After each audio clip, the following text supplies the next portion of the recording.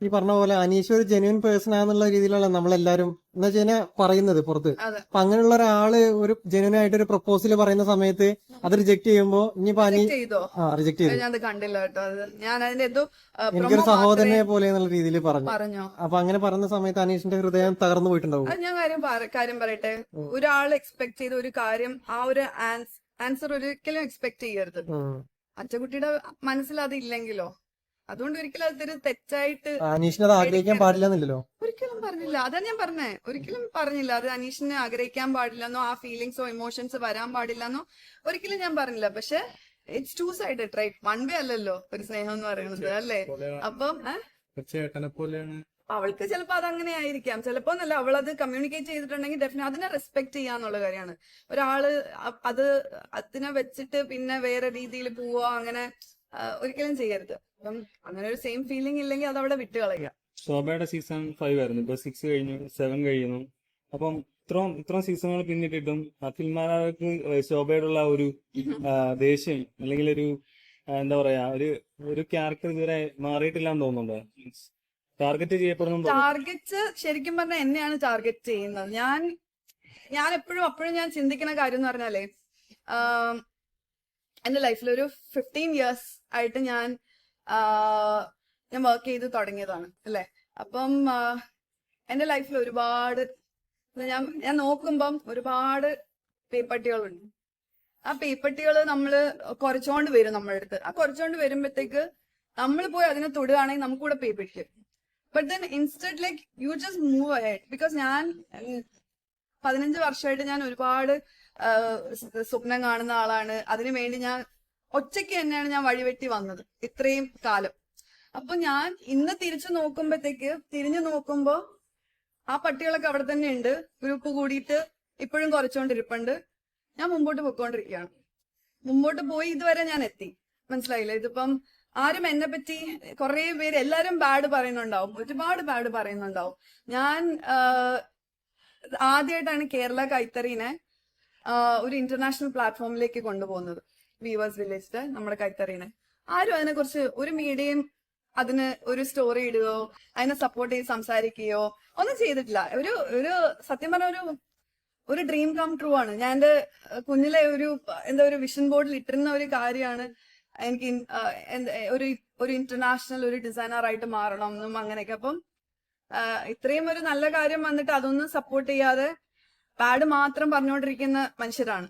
But it's okay. നമ്മള് as long as we stick on to our plan and like എന്താണ് നമുക്ക് വേണ്ടതെന്ന് പറഞ്ഞിട്ട് നമുക്ക് മുമ്പോട്ട് പോവാണെങ്കിൽ ചെയ്ത് കാണിക്കുക, അത്രേ ഉള്ളൂ. ഞാൻ ബിഗ് ബോസ് കഴിഞ്ഞ് ഇപ്പം എന്താ പറയാ, കഴിഞ്ഞ നിങ്ങള് ഇത് നോക്കിയാൽ അറിയാം, ഫിനാലേക്ക് തൊട്ട് മുമ്പേ കലക്ക് മീനില് വെള്ളം പിടിക്കുക, കലക്ക് വെള്ളത്തില് മീൻ പിടിക്കുക എന്ന് പറയും. സിബിന് ഇതുപോലെ ഒരു കുക്കിട്ട് കൊടുത്ത് കൊളുത്തി സിബിന് എന്തുമാത്രം അതൊരു ഡാമേജ് ഉണ്ടാക്കി നമുക്ക് നന്നായിട്ട് അറിയാം. അവിടെ ആരാണ് ലൈം ലൈറ്റ് വന്നതെന്നും നമുക്കറിയാം. അപ്പോ അപ്പോഴും സ്ത്രീകളെ പറ്റി വിമൻ കണ്ടസ്റ്റന്റ്സിനെ പറ്റി ഡീഗ്രേഡ് ചെയ്ത് സ്റ്റേറ്റ്മെന്റ് ഇറക്കി കുറെ നാള് ലൈം ലൈറ്റിൽ നിന്നു. ഇപ്പം അടുത്ത സീസണായി, ഫിനാലെ ആവാറായി. ഇപ്പൊ കിട്ടിയിരിക്കുന്ന എന്നെയാണ്. ഞാൻ അകത്തേക്ക് രണ്ടാമത് പോയത് മുതൽ തുടങ്ങിയതാണ് അറ്റാക്ക്. അപ്പോഴും ഞാൻ ഒന്നും സംസാരിച്ചിട്ടില്ല, യുനോ. ഇപ്പം വീണ്ടും ഒരുപാട് രീതിയിൽ ബാഡായിട്ട് പറയുന്നുണ്ട്, അങ്ങനെ ചെയ്യുന്നുണ്ട്, ഇങ്ങനെ ചെയ്യുന്നുണ്ട്. എനിക്ക് സത്യം പറഞ്ഞാൽ അതിനൊന്നും സമയമില്ല. എന്നെ സ്നേഹിക്കുന്നവർക്ക് അറിയാം ഞാൻ ആരാണെന്നും ഞാൻ എന്താണെന്നും ഞാൻ എന്തിനു വേണ്ടിയിട്ടാണ് ബിഗ് ബോസിൽ പോയതെന്നും അതില് എന്തുമാത്രം പ്രൗഡായിട്ടാണ് ഞാൻ പുറത്തേക്ക് ഇറങ്ങിയതെന്നും എന്തുമാത്രം ഗ്രേറ്റ്ഫുൾ ആണ് ഞാൻ എന്നെ സ്നേഹിക്കുന്നവരോടൊന്നും നന്നായിട്ട് അറിയാം. അങ്ങനെ സ്നേഹിക്കുന്ന ആ ക്വാളിറ്റി മനുഷ്യര് ഒരിക്കലും ഒരു പോസ്റ്റിന്റെ അടിയിൽ പോയി ശോഭ ഗ്രേറ്റ് എന്നോ ശോഭ ഇതെന്നോ ശോഭ എന്ന് ഇടുന്ന മനുഷ്യരല്ല അവര്.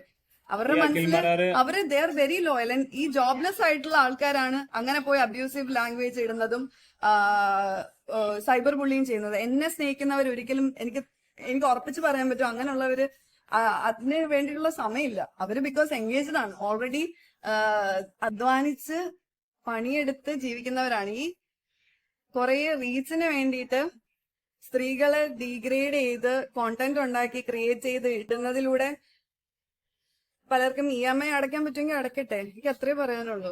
ഞാൻ ആ സമയത്ത് ഞാനിവിടെ കഷ്ടപ്പെട്ട് ഒറ്റയ്ക്ക് ഒരുപാട് കാര്യങ്ങൾ ചെയ്യുന്നുണ്ട്. ഞാൻ എന്റെ കാര്യത്തിലാണ് ഞാൻ ഫോക്കസ് ചെയ്യുന്നത്. അതുപോലെ എന്റെ കൂടെ നിൽക്കുന്നവരുടെ കാര്യമാണ് ഞാൻ ഫോക്കസ് ചെയ്യുന്നത്. ഒരുപാട് ഡ്രീം ഉണ്ട് എനിക്ക്. ഇത് പറഞ്ഞ പോലെ പീപ്പട്ടികൾ കുറച്ചുകൊണ്ടിരിക്കട്ടെ. മറ്റുള്ളവരെ കരിവാരി തേച്ചിട്ട് ഫെയിം നിലനിർത്താൻ വേണ്ടി മൂപ്പിയാണോ എന്നാണ് ചെയ്യുന്നത്? അത് നിങ്ങൾ പറയേണ്ട കാര്യമല്ലേ, ഞാനാണ് പറയേണ്ടത്. അതിനകത്ത് വെച്ച് ഞാൻ എല്ലാവരുടെയും പുറകെ പോയത്, ഇപ്പോഴും ഞാൻ എല്ലാവരുടെയും പുറകെ പൊക്കോണ്ടിരിക്കുന്നത്. അന്നും ശോഭ മുമ്പോട്ട് ആ ഒരു ഡ്രീം ആൻഡ് ഫോക്കസിൽ മുമ്പോട്ട് പോയി. ഇന്നും ശോഭ അതേ സ്വപ്നങ്ങളും കൊണ്ട് ഒറ്റയ്ക്ക് തന്നെ കഷ്ടപ്പെട്ട് മുമ്പോട്ട് ഞാൻ പൊക്കോണ്ടിരിക്കുകയാണ്. അപ്പം സഹായിച്ചില്ലെങ്കിലും ഉപദ്രവിക്കാൻ വരരുത്, മനസ്സിലായില്ലേ? അത്രേ ഉള്ളൂ. ബിക്കോസ് ഈ ഡീഗ്രേഡ് ഇപ്പൊ PR ന്റെ വിഷയം വന്നപ്പോഴത്തേക്ക് ഞാൻ ലാസ്റ്റ് ഒറ്റ പോസ്റ്റേ ഞാൻ ഇട്ടുള്ളൂ. ആരെയും പുറത്തിറങ്ങിയപ്പോഴത്തേക്ക് ഞാൻ ഭയങ്കര സന്തോഷത്തോടു കൂടി അവനോട് പ്രൗഡ് ആണെന്ന് പറഞ്ഞപ്പം ആൾക്ക് എന്തിനാണ് കൊള്ളുന്നതെന്ന് എനിക്ക് മനസ്സിലായി. ഞാൻ PR പറ്റി സംസാരിക്കുമ്പോൾ ഇയാൾ എന്തിനാണ് റിയാക്ട് ചെയ്ത് ഇപ്പം ഞാൻ കാരണം പാവം ആര്യനും കുറെ അനുഭവിച്ചു. അപ്പൊ എനിക്ക് സത്യം പറഞ്ഞ വിഷമമാണുള്ളത്. ഞാൻ പറയാൻ പാടില്ലായിരുന്നു അവൻ എന്റെ അനിയനെ പോലെ ആണെന്നും. ഇതൊന്നും ഞാൻ ചിലപ്പം പറഞ്ഞില്ലായിരുന്നെങ്കിൽ ചിലപ്പോൾ അവൻ കുറച്ചു നാളും കൂടി നിന്നു പോയെന്ന് എനിക്ക് ഇപ്പൊ തോന്നുന്നുണ്ട്. So but I am sure അവനും അവന്റേതായ രീതിയിൽ അവൻ മുമ്പോട്ട് പോവും. ഇനി ആരൊക്കെ എന്തൊക്കെ ബുള്ളി ചെയ്താലും സൈബർ ബുള്ളി ചെയ്യാൻ നോക്കിയാലും he is also A fighter. അവനും മുമ്പോട്ട് പോകും. ഞാനും അതുപോലെ തന്നെ ഈ പറഞ്ഞ പോലെ വിഷമം എല്ലാവർക്കും ഉണ്ടാവും. വിഷമം ഉണ്ടാവാത്ത മനുഷ്യരാരുമില്ല. പക്ഷെ നമ്മൾ ആരെയും ഒരിക്കലും ഒരു സോഷ്യൽ മീഡിയ അല്ലെങ്കിൽ ഏത് പ്ലാറ്റ്ഫോം കൊണ്ടും ഒരിക്കലും ഹേറ്റ്രെഡും അതുപോലെ തന്നെ എന്താ പറയാ ട്രോമയും ആർക്കും ക്രിയേറ്റ് ചെയ്തിട്ട് അതിൽ നിന്ന് പൈസ ഉണ്ടാക്കാൻ നോക്കരുത് ഒരിക്കലും, മനസ്സിലായില്ലേ? That's very bad. വെരി ബാഡിനെയും എന്താ പറയാ ഒരു നിലപാടില്ലാത്തൊരു കാര്യമാണ്. ഞാൻ അവനെ ഇന്നലെയാണ് ഞാൻ കാണുന്നത്. കാണുമ്പോ അവന് ഭയങ്കര മാറ്റം കേട്ടോ. നമ്മളെല്ലാവർക്കും ഒരു ഇത് തുള്ളിച്ചാടി നടക്കുന്ന ഒരു ഹാപ്പി ബബിളായിരുന്നു അവൻ. പക്ഷെ പെട്ടെന്ന് അവനൊരു ഭയങ്കര എന്താ പറഞ്ഞ ഒതുങ്ങിപ്പോയി എന്ന് എനിക്ക് തോന്നുന്നു. ഞങ്ങൾക്കൊക്കെ ഫീൽ ചെയ്ത് മേ ബി അത് ആ ബിഗ് ബോസ് ഇത്രയും ദിവസം 85 ഡേയ്സ് നിന്നതിന്റെ ഒരു ആഫ്റ്റർ എഫക്ട് ആവാം. മെച്ചൂരിറ്റി വന്നു. മാത്രല്ല അവൻ ഭയങ്കര വിനയം. അത് ഭയങ്കര വിനയം. ഒരു എനിക്ക് തോന്നുന്നു മേ ബി ലാലേട്ടന്റെ അടുത്ത് ആ റെസ്പെക്ട് കൊടുത്ത് ലൈക്ക് അവൻ അങ്ങനെ ഒതുക്കി ഇങ്ങനെ ആയതായിരിക്കാം, എനിക്കറിയില്ല. But I am happy for him and I M so proud of him. നമ്മളെല്ലാരും പറയുന്ന കാര്യമാണ്. അവൻ അത്രയും ദിവസം നിന്ന് ഇത്രയും ഒരു എന്റർടൈനർ ആയിട്ടും ടാസ്ക് ഒരു ഇത്രയും ഭംഗിയായിട്ട് ടാസ്ക് മാസ്റ്റർ ആയിട്ടും ഒക്കെ നിന്ന് കളിച്ചതില് ഡെഫിനറ്റ്ലി അവൻ. ഈ ലക്ഷ്മി ഔട്ടായത് അൺഫെയർ ആണോ? ലക്ഷ്മി എനിക്ക് അതിനെ കുറിച്ച് എനിക്കൊരു അഭിപ്രായമില്ല. ബിക്കോസ് പുള്ളിക്കാരത്തിയുടെ ഗെയിമിനോട് എനിക്ക് ഒട്ടും എനിക്ക് ഒരു ഇതുണ്ടായിരുന്നില്ല, താല്പര്യമില്ലായിരുന്നു. അപ്പം സ്പെഷ്യലി നിലപാടുകൾ, ബിക്കോസ് അവിടെയും നിൽക്കും ഇതും പറയും. അപ്പം നിലപാടുകളിൽ എപ്പോഴും ലക്ഷ്മി ഉറച്ചു നിന്നിട്ടേ ഉള്ളൂ. ഇപ്പൊ ആദിലനൂറിനെ ഈ പറഞ്ഞ പോലെ. പക്ഷെ അതിനിടയ്ക്ക് അമ്മ വന്നിട്ട് പോയതിനു ശേഷം ലക്ഷ്മി പറഞ്ഞൊരു ഞാൻ ഒരു ഇത് കണ്ടു. അതില് ലക്ഷ്മി പറഞ്ഞു ഇല്ല വരും അതൊക്കെ അപ്പ പറഞ്ഞതാണെന്നുള്ളത് പറഞ്ഞു. അപ്പൊ അത് നിലപാടിൽ നിന്ന് മാറിയതല്ലേ? അല്ലേ? ആണോ അല്ലയോ? അപ്പൊ അത് കഴിഞ്ഞ് പിന്നെ സാബു ചേട്ടൻ വന്ന് പറഞ്ഞപ്പോഴത്തേക്ക് വീണ്ടും ബാക്ക് ടു സ്ട്രോങ് ആയിട്ട് ഇല്ല എന്നായി.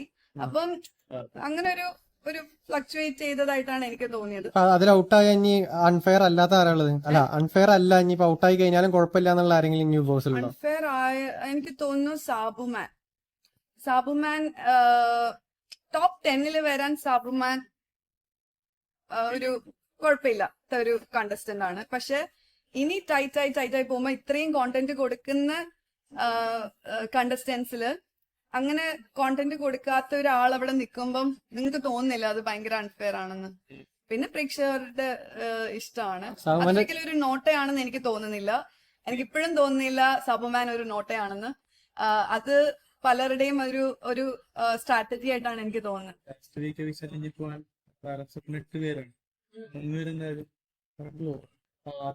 നോറയ്ക്ക് big round of applause because again she proved that. ഞാനും ബിഗ് ബോസിൽ പോയത് അതുകൊണ്ട് തന്നെയാണ്. പെൺകുട്ടികൾക്ക് കളിക്കാൻ പറ്റും, കളിച്ച് ജയിക്കാൻ പറ്റും. അല്ലെങ്കിൽ ഞാൻ അത് ആ ഒരു ഉദ്ദേശത്തോടു കൂടിയാണ് പോയത്. 100 ദിവസം നിൽക്കാൻ പറ്റും. ഞാൻ എന്താ ഒരു വിഷനോട് കൂടിയാണ് പോയത്. ഒരു വോയിസ് ഫോർ വിമൻ ആയിരിക്കണം എന്ന് പറഞ്ഞിട്ടാണ് ഞാൻ പോയത്. ആൻഡ് അത് സക്സസ്ഫുള്ളി പ്രേക്ഷക സപ്പോർട്ടോടുകൂടി അത്രയും ദിവസം നിൽക്കാൻ പറ്റിയത് തന്നെ എനിക്ക് വലിയൊരു എന്താ പറയുക, എപ്പോഴും ഗ്രേറ്റ്ഫുൾ ആണ് ദൈവത്തിനോടും ബിഗ് ബോസിനോടും പ്രേക്ഷകരോടും ആ ഒരു സ്ട്രെങ്ത് തന്നതിന് ഡെഫിനറ്റ്ലി. ബിക്കോസ് എന്താ പറയാ, ഈവൻ ലക്ഷ്മി വരെ ഞാൻ അവിടെ അതിനകത്ത് പോയപ്പോ ലക്ഷ്മി എന്നോട് പറഞ്ഞത് പ്രൊട്ടക്ഷൻ ഓർഡറിനെ കുറിച്ച് എന്റെ സീസണിൽ സംസാരിച്ചതിന് അന്ന് അങ്ങനെയാണ് അറിയുന്നതും പുള്ളിക്കാരത്തി പ്രൊട്ടക്ഷൻ ഓർഡറിന് വേണ്ടി അപ്ലൈ ചെയ്യുന്നതും. അപ്പം ബിഗ് താങ്ക് യു എന്നുള്ളൊരു കാര്യം പുള്ളിക്കാരത്തി എന്റെ അടുത്ത് വന്ന് പറഞ്ഞായിരുന്നു. അപ്പം ഞാൻ വിശ്വസിക്കുന്നത് അതിന് തന്നെയാണ് ഞാൻ പോയത്. അതില് കുറച്ചു പേർക്ക് ഒരു മാറ്റം ലൈഫിൽ ഉണ്ടാകാൻ പറ്റിയാൽ, അല്ലെങ്കിൽ അതെനിക്ക് വിന്നിങ്ങിനെയും കാട്ടി ഒരുപാട്. അതില് ഈ പൈസ പ്രതീക്ഷിച്ച് അതിന്റെ കപ്പ് അല്ലെങ്കിൽ ഒന്നാം സ്ഥാനം നോക്കി ഇരിക്കുന്ന ആൾക്കാരും അല്ലെങ്കിൽ ഫെയിം നോക്കി ഒന്നാം സ്ഥാനം ഇരിക്കുന്ന ആൾക്കാർ, രണ്ട് കാറ്റഗറി തിരിച്ചു കഴിഞ്ഞാൽ പൈസ നോക്കി അതിൽ നിൽക്കുന്ന ആരൊക്കെ ഉള്ളത്? എനിക്കറിയില്ല, അത് ഓരോരുത്തരുടെ നമ്മൾ ഉള്ളിൽ ഇപ്പൊ നമുക്ക് അറിയാൻ പറ്റില്ല. എന്നാലും നെവിന് പൈസക്ക് ആവശ്യമുണ്ടല്ലോ, നെവിന് പൈസക്ക് ആവശ്യമുണ്ട്. ആവശ്യമുണ്ട്, അതാണ് പറയാം. അവൻ പണപ്പെട്ടി എടുക്കുമായിരുന്നു. ബിക്കോസ് അവർക്ക് തന്നെ ഇപ്പൊ തോന്നുകയാണ് ഞാൻ കപ്പ് എടുക്കാൻ ചാൻസ് ഇല്ലെങ്കിൽ അത് option is to get the take the പണപ്പെട്ടി. അതാണ് നാദിറ ചെയ്തത്. അത് ഭയങ്കര ഒരു മൈൻഡ് ഗെയിം എന്ന് വെച്ചാൽ നല്ല ഡിസിഷൻ എന്ന് ഞാൻ പറയാം. മൈൻഡ് ഗെയിമിനെ കാട്ടി നല്ലൊരു ഗുഡ് ഡിസിഷൻ ആണ് അവള് ചെയ്തത്. അതിനെല്ലാം നമ്മളെല്ലാരും സപ്പോർട്ട് ചെയ്തു. സോ അത് നമ്മുടെ ടോപ്പ് ഇതില് വന്നപ്പോ ലൈക്ക് പണപ്പെട്ടി എടുക്കാത്തെന്ന് വെച്ചാൽ എനിക്ക് പണത്തിന് വേണ്ടിയിട്ടല്ല ഞാൻ പോയത്. അവിടെ ഇനി 1 കോടി അല്ല 10 കോടി അവിടെ വെച്ചിരുന്നെങ്കിൽ ഞാൻ അത് എടുക്കത്തില്ലായിരുന്നു. എനിക്ക് 100 days നിൽക്കുക, എനിക്ക് അതുവരെ പോവാന്നുള്ളൊരു എനിക്ക് എന്റെ ഒരു ഗോൾ ഉണ്ടായിരുന്നു. അതെ, that was more important. And first or second വരാൻ ചാൻസ് ഉണ്ടെന്ന് നമുക്ക് ഓരോരുത്തർക്കും കളിക്കുമ്പോൾ ഒരു എക്സ്പെക്ടേഷൻ ഉണ്ടാവുമല്ലോ. എനിക്കത് ഉണ്ടായിരുന്നു. And but then I am happy that ഞാൻ പറഞ്ഞില്ല, ഞാൻ പല ഇന്റർവ്യൂസിലും പറഞ്ഞിട്ടുള്ളതാണ്, എന്റെ അച്ഛനും അമ്മയും വന്നതോടെ കൂടി ഞാനൊരു വിന്നർ ആയതുപോലെയാണ് എനിക്ക് തോന്നിയത്.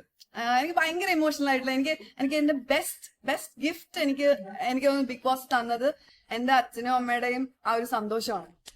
That is priceless, bigger than any cup. മനസ്സിലായില്ലേ? ഇതിന് എത്ര മെഡലോ എത്ര കോടിയോ അതിനെയും കാട്ടി വിലപ്പെട്ടതാണ്. ആൻഡ് ഓൾസോ എന്റെ ഫ്രണ്ട് ആന വന്നപ്പോഴത്തേക്ക് ഒരു സാരി കൊണ്ടുവന്നിട്ടുണ്ടായിരുന്നു. ആ സാരി ഒരു കുട്ടി വരച്ച ഒരു സാരിയാണ്. അതായത് ഒരു കുട്ടി ബിസിനസ് സ്റ്റാർട്ട് ചെയ്തു. മനസ്സിലായില്ല? അപ്പം അതും ഞാൻ പോയതിന്റെ ഒരു ഉദ്ദേശമാണ്. അതായത് പെൺകുട്ടികളെ ഫിനാൻഷ്യലി ഇൻഡിപെൻഡന്റ് ആക്കുക എന്നുള്ള ഒരു മെസ്സേജ് കൊടുക്കാൻ. അപ്പം അങ്ങനെ മാറ്റം സമൂഹത്തില് കുട്ടികൾ കുറച്ചു പേരെങ്കിലും സ്ത്രീകളും വനിതകളും മാറിയെന്ന് കണ്ടപ്പോ തന്നെ എനിക്ക് അതുകൊണ്ടാണ് എനിക്ക് തോന്നുന്നത് എന്നെ 3rd റണ്ണറപ്പ് ആയിട്ട് വിളിച്ചപ്പോഴും എന്റെ കണ്ണീന്ന് ഒരു കണ്ണീര് വന്നിട്ടില്ല. ഇന്നേ വരെ ആ ഒരു പൊസിഷന് വേണ്ടി ഞാൻ സംസാരിക്കുകയോ അയ്യോ എനിക്ക് കപ്പ് കിട്ടിയില്ല എന്ന് പറഞ്ഞ് ഞാൻ ഇതുവരെയായിട്ടും അതിനെക്കുറിച്ച് ഞാൻ കരഞ്ഞിട്ടില്ല. മനസ്സിലായി? ബിക്കോസ് അന്ന് ഞാൻ ജെനുവിൻ ആയിട്ടാണ് ലാലേട്ടന്റെ അടുത്ത് പോയി നിന്നത്. എന്റെ ഒരു ഫൈനൽ സ്പീച്ച് നിങ്ങൾ എത്ര പേര് കേട്ടിട്ടുണ്ടെന്ന് അറിയില്ല. അത്ര മനസ്സ് സന്തോഷിച്ച് തന്നെയാണ് ഞാൻ സംസാരിച്ചത്. എനിക്ക് വേണമെങ്കിൽ പോയി ചോദിക്കാം, അല്ലെങ്കിൽ ഇത് ചെയ്യാം. നിങ്ങളാണ് പലരും, മീഡിയക്കാരും പല ഓഡിയൻസുമാണ് സംസാരിച്ചത് ദാറ്റ് അൺഫെയർ ആയിരുന്നു എന്നുള്ളത്, ആ ഒരു ജഡ്ജ്മെന്റ്. പക്ഷെ ഇപ്പോഴും ഞാൻ അതിനെ ചോദ്യം ചെയ്യുന്നില്ലല്ലോ. ബട്ട് എനിക്ക് ഉണ്ടായിരുന്ന വിഷമം എന്ന് പറഞ്ഞാൽ, അതായത് എനിക്ക് വേണ്ടി സംസാരിക്കാൻ പലരും ഡീഗ്രേഡ് ചെയ്തപ്പോ, PR-കാര് ഡീഗ്രേഡ് ചെയ്തപ്പം എനിക്ക് വേണ്ടി എന്റെ സൈഡ് സംസാരിക്കാൻ അവിടെ ആരും ഇല്ലാതായിരുന്നു. അതെനിക്ക് വിഷമമുള്ള ഒരു കാര്യം. അതിന് വേണ്ടിയിട്ടാണ് ശരിക്കും പറഞ്ഞ PR ഇപ്പൊ ആര്യന്റെ അടുത്താണെങ്കിലും ഞാൻ പറഞ്ഞു PR ഇല്ലാതെ പോയിട്ട് കാര്യമില്ല. സത്യമാണ്. PR ഇല്ലാതെ ബാക്കി എല്ലാവർക്കും PR ഉള്ളപ്പം ഒരാൾക്ക് PR ഇല്ലാതെ വരുമ്പം അത് ഭയങ്കരമായിട്ട് താഴേക്ക് പോകും. മനസ്സിലായില്ലേ? നിന്റെ സൈഡ് സംസാരിക്കാൻ അവിടെ നിന്നെ ബ്ലാക്ക് മാർക്ക് ചെയ്യാനും ഡീഗ്രേഡ് ചെയ്യാനും ഇല്ലാത്തത് അവിടെ വരുത്തി എഡിറ്റ്സ് അങ്ങനെയാണ് പോണത്. അല്ല, എഡിറ്റ്സ് അല്ലല്ലോ ഈ PR വർക്ക് എന്ന് പറഞ്ഞാൽ, വോട്ട് മറിക്കുന്നല്ലേ PR വർക്ക്. അതെല്ലാം ഒരു ഭാഗമാണ്, അതൊരു ഭാഗം മാത്രമാണ് വോട്ട് മറിക്കൽ എന്ന് പറയുന്നത്. അതായത് അതിനകത്ത് നിൽക്കുമ്പോ നമ്മളിപ്പം ലൈവില് പോലും എഡിറ്റ് ലൈക്ക് എല്ലാം ഒന്നും വരുന്നില്ല, ഒരു സൈഡിൽ നിന്നേ വരുന്നുള്ളൂ. പല സ്ഥലത്തും പലതും കാണിക്കുന്നുണ്ടാവും. എനിക്ക് എന്റെ സീസണിൽ ഞാൻ ഫുൾ എപ്പിസോഡ്സ് കണ്ടിട്ടില്ല. ബിക്കോസ് പലതും അതായത് എന്നെ പുള്ളി ചെയ്തതിന്റെ ഒരു അംശം പോലും അതിനകത്ത് വന്നിട്ടില്ല എന്ന് എനിക്ക് തോന്നിയിട്ടുണ്ട്. ഇല്ല, കണ്ടില്ല, എനിക്ക് കാണാൻ പറ്റിയിട്ടില്ല. ബിക്കോസ് ഐ ഫീൽ എന്താ പറയാ, കാണാണ്ട് അങ്ങനത്തെ കാര്യങ്ങൾ പുറത്തു വന്നിട്ടില്ല എന്ന് പറയുമ്പോ കുറച്ച് ഞാൻ കണ്ടു. അതാ ഞാൻ പറഞ്ഞത്, കുറച്ച് എപ്പിസോഡ്സ് കണ്ടപ്പോ എനിക്ക് തോന്നിയെന്ന് വെച്ചാ ഇതല്ലല്ലോ അവിടെ സംഭവിച്ചത്. ഒരു ഫോർ എക്സാമ്പിൾ നോക്കുന്ന സമയത്ത് ഈ പറഞ്ഞ പോലെ സംഭവിച്ചത് എന്നെ ഒരു വില്ലത്തിയായിട്ട് അവിടെ കാണിച്ചിരിക്കുന്നത്. പക്ഷെ അതല്ലായിരുന്നു സംഭവിച്ചത്. മനസ്സിലായില്ലേ? ആൻഡ് ഈവൻ ലൈവിലാണെങ്കിൽ പോലും ഫുൾ ഒന്നും വന്നിട്ടുണ്ടാവില്ല. അപ്പം അപ്പൊ ഇങ്ങനെ കുറെ കാര്യങ്ങളൊക്കെ എനിക്ക് ഭയങ്കര അൺഫെയർ ആയിട്ട് എനിക്ക് തോന്നിയിട്ട് ബട്ട് ദെൻ നമ്മൾ എപ്പോഴും ഒരു കാര്യം നമ്മൾ നെഗറ്റീവ് മാത്രം എടുക്കരുത്. അത് നമുക്ക് എന്ത് പോസിറ്റീവ് തന്നു, ആ പ്ലാറ്റ്ഫോം നമുക്ക് എന്ത് തന്നെന്നും കൂടെ നോക്കുക. Which I am very grateful. എപ്പോഴും ഞാൻ ബിഗ് ബോസിനെയും ഏഷ്യാനെറ്റിനെയും താങ്ക് ചെയ്ത് അതിനുവേണ്ടി നല്ലത് സംസാരിച്ചിട്ടേ ഉള്ളൂ.